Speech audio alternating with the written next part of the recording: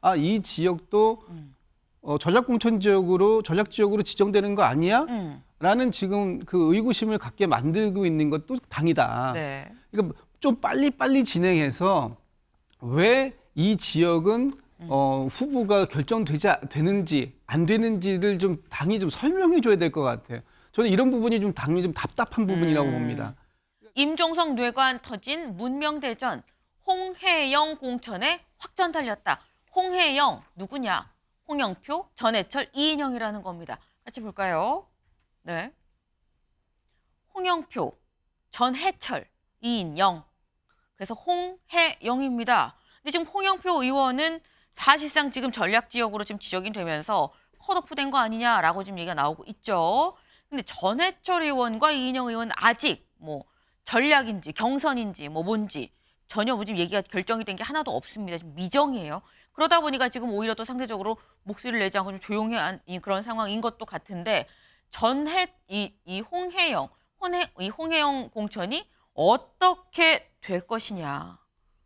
김진욱 대변인님, 어떻게 전망하십니까? 지금 저기 전략 지역이라고 지정되어 있는 홍영표 의원 같은 경우에는 정확하게 말씀드리면 전략 경선 지역입니다. 그러니까 전략 경선 지역이라는 것은 경선을 통해서 전략적 후보를 선택한다라는 건데 거기에는 홍영표 의원이 포함될 수 있어요. 그리고 아직 완전히 저기 사실상이라는 표현이 붙어 있습니다만 네. 컷오프가 확정된 건 아니다. 그리고 전해철, 이인영 두 분의 경우에도 네. 지금 이 지역이 저는 이건 좀 긍정적이지는 않은 시그널 같아요. 이분들 같은 경우에도 빨리 공천관리위원회에서 정리하거나 후보를 발표하거나 했으면 이렇게까지는 안 될 것 같아요. 근데 지금 그게 늦춰지다 보니까 아, 이 지역도 전략공천 지역으로 지정되는 거 아니야? 라는 지금 그 의구심을 갖게 만들고 있는 것도 당이다. 네. 그러니까 좀 빨리 진행해서 왜 이 지역은 후보가 되는지 안 되는지를 좀 당이 좀 설명해 줘야 될 것 같아요. 저는 이런 부분이 좀 당이 좀 답답한 부분이라고 봅니다. 그러니까 이게 논란을 네. 잠재우는 게 아니라 논란에 계속 그 기름을 부어주고 있는 꼴이 되는 셈인데 그걸 지금 당이 자초하고 있다. 이런 지역들일수록 관심이 많은 지역이지 않습니까? 근데 저희 전체 선거구가 많다 보니까 네. 물론 순차적으로 진행을 하다 보면 늦을 수 있어요. 그럼 늦게 되면은 이게 그런 이유에서 늦는 것이지 이게 전체적으로 이게 무슨 이 비명, 친명 때문에 늦는 거다. 이런 공천 갈등이 있는 거다. 이렇게 오해받지 않게 관리하는 거. 이게 굉장히 중요한데 지금 당은 그걸 못하고 있다. 이렇게 제가 좀 비판적 지지를 좀 할 수밖에 없을 것 같습니다. 네.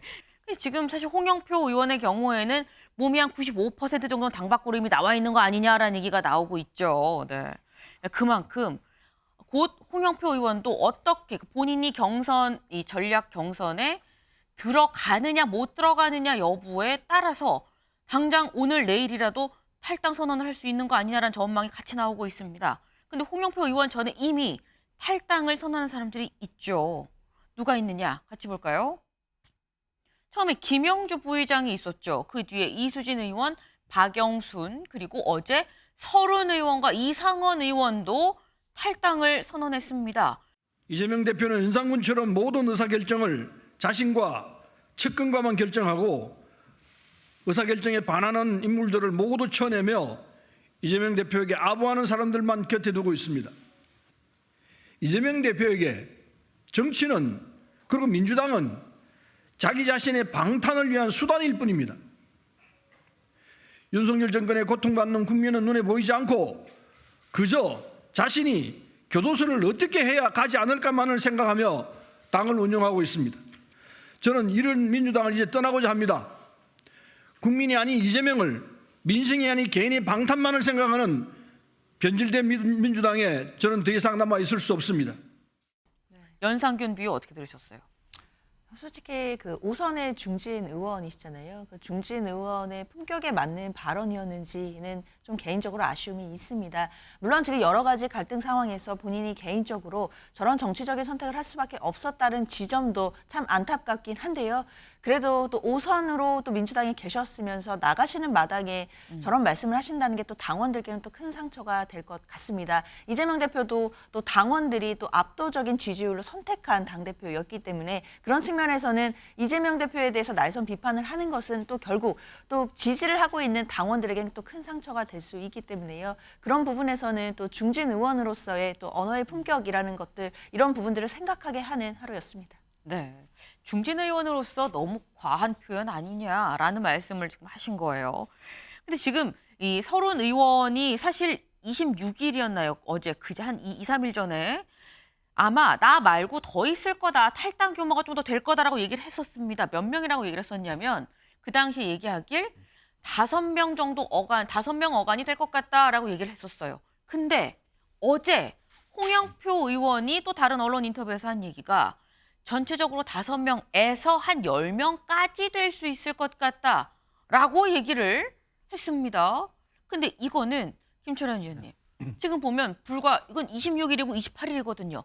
이틀 사이에 5명에서 5명 받고 더블이 됐어요, 지금. 이틀 사이에 2배가 된 탈당수. 이게 시각 차이인 겁니까? 어떻게 보세요? 일단은 뭐 규모나 이런 것들은 뭐 이제 실질적으로 이루어져 봐야 알게 되겠지만 일단 서른 의원 일단 발언부터 얘기를 하면요. 일단 이재명 대표는 연산군이라는 그 발언의 원조 이현주 전 의원입니다. 그러니까 2021년 지난 대선 때 네. 이현주 의원이 그때는 국민의힘 소속이었거든요. 근데 그때 이현주 전 의원이 그 이재명 대표를 향해서 뭐 부부 형제도 벌이는 폐륜적인 행태를 보면 이재명 대표가 연산군이라고 했는데 이현주 전 의원은 지금 연산군이라고 얘기했던 그 당으로 들어왔고요. 네. 지금 서른 의원은 이재명 대표가 연산군이라면서 당을 떠나는 이런 아이러니한 게 지금 민주당 이 현 작태를 좀 보여주는 것 같고요. 지금 전체적인 저는 서른 의원이 한 4선, 5선을 했는데 네. 저분이 조금 이 정치를 오래 한 것 치고는 좀 전문가하고 너무 떨어진다. 왜냐하면은 지금 왜 라이벌 삭을 자르려고 하는지, 왜 홍영표 의원이 얘기했나 즐기고 있는지를 잘 모르고 있는 것 같아요. 이재명 대표 같은 경우는 이번 이재명의 사당화를 만드는 데 있어서 공천 잡음이 있었고 본인이 생각하는 총선 패배의 책임을 본인이 오롯이 짚어줘야 되기 때문에 지금 가급적인 많은 비명계 구심점들을 탈당을 시켜서 이 사람들이 3자 구도를 하게 되면 결국 민주당이 이번 총선에서 패배하게 될 경우에 그 모든 정치적 책임을 이 사람들이 떠넘기려고 하는 상황이거든요. 그렇기 때문에 저는 서른 의원이나 임종석 전 실장이나 이런 사람들이 지금 해야 될 일은 네. 탈당이 아니고 민주당 내에서 어떻게든지 살아남아서 투쟁을 해야 되는 거거든요. 만약에 탈당을 하게 되면 그 탈당에 대한 책임 그리고 앞으로 이제 만약 이번 총선에서 지게 되면 민주당 총선 패배의 책임은요 이재명 대표가 지는 게 아니고 탈당한 구친문계 의원들이 몽땅 덮어쓰게 되는 거거든요. 그렇기 때문에 아마 그런 부분들에 대한 이 친문계 지금은 이제 뭐 이 다 각자 도생하고 있기 때문에 구친문계라고 해야 될 것 같은데 네. 이분들 좀 정무적으로 좀 생각을 좀 했으면 좋겠다. 아무런 생각 없이 그냥 지금 자기에게 닥친 수치나 어떤 뭐 컷오프나 이런 부분들만 지금 몰두하고 있거든요. 그래서 좀 친문계가 그래도 한때는 이 민주당 줄였기 때문에 조금 집단적으로 모여서 집단적인 사고를 좀 해야 될 필요가 있지 않나 이렇게는 보입니다. 지금 서른 의원이 5선이면 좀 더 생각을 해야 된다. 탈당할 게 아니라 당 내에 남아서 굉장히 좀 약간 칼을 갈든지 뭐 하든지 좀 당 안에 있어야 된다. 지금 나가면 온전히 나중에 총선 만약에 패배하고 결과가 안 좋은 거를 다 뒤집어 쓸 수밖에 없는 거 아니겠느냐라는 말씀을 지금 또 하셨어요.